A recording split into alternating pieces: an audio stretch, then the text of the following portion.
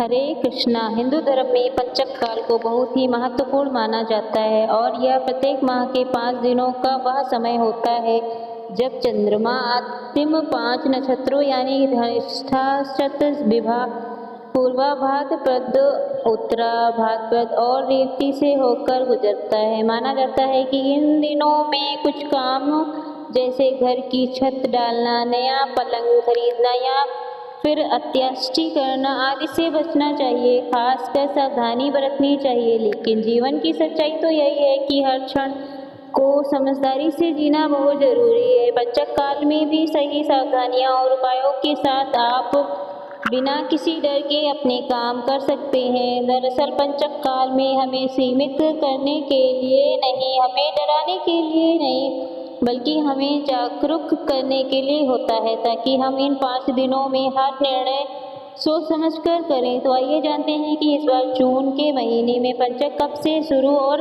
कब समाप्त होंगे और यह किस प्रकार के पंचक होंगे। कौन से विशेष कार्य इस पंचक के दौरान नहीं करना चाहिए। जून 2026 में पंचक 6 जून शनिवार को शाम 7:04 से प्रारंभ होगा और पंचक की समाप्ति 11 जून दिन गुरुवार को सुबह 8:16 पर होगी। इस बार क्योंकि पंचक शनिवार के दिन से ही शुरू हो रहा है, इसलिए यह मृत्यु पंचक रहेगा। क्योंकि शनिवार को शुरू होने वाला पंचक मृत्यु पंचक कहलाता है। नाम से ही पता चलता है कि अशुभ दिन से शुरू होने वाला यह पंचक मृत्यु के समान परेशानी देने वाला होता है। तो इन 5 दिनों में किसी भी तरह के जोखिम भरे काम नहीं करने चाहिए और मृत्यु पंचक के प्रभाव से विवाद, चोट, दुर्घटना आदि होने का भय रहता है। शनिवार से शुरू होने वाला पंचक सबसे ज्यादा घातक माना जाता है। अगर मृत्यु पंचक के समय परिवार में किसी की मृत्यु हो जाए तो सबसे ज्यादा भय इस पंचक में यह होता है कि उस कुटुंब में 5 और अन्य लोगों की मृत्यु की संभावना होती है।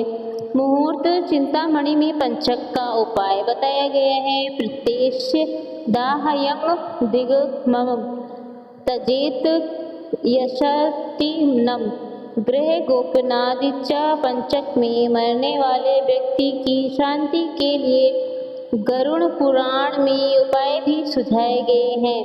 गरुड़ पुराण के अनुसार पंचक में शव का अंतिम संस्कार करने से पहले किसी योग्य विद्वान पंडित की सलाह अवश्य लेनी चाहिए। यदि विधि अनुसार यह कार्य किया जाए तो मृत्यु पंचक के समय होने वाला संकट टल सकता है। दरअसल पंडित जी के कहे अनुसार शव के साथ आटे, बेसन या फिर कुशा से बने 5 पुतले शव के साथ ही अर्थी पर रखकर इन 5 का भी सब की तरह विधि विधान से अंतिम संस्कार किया जाता है। ऐसा करने से पंचक दोष समाप्त हो जाता है। और दूसरा यह है कि गरुड़ पुराण के अनुसार पंचक में किसी की मृत्यु हो जाए तो उसमें कुछ सावधानियां बरतनी चाहिए। सबसे पहले तो दाह संस्कार संबंधित नक्षत्र के मंत्र से आहुति देकर नक्षत्र के मध्यकाल में किया जा सकता है। नियम पूर्वक दी गई आहुति पुण्य फल प्रदान करती है। साथ ही अगर संभव हो तो दाह संस्कार तीर्थ स्थल में किया जाए तो उत्तम गति भी मिलती है।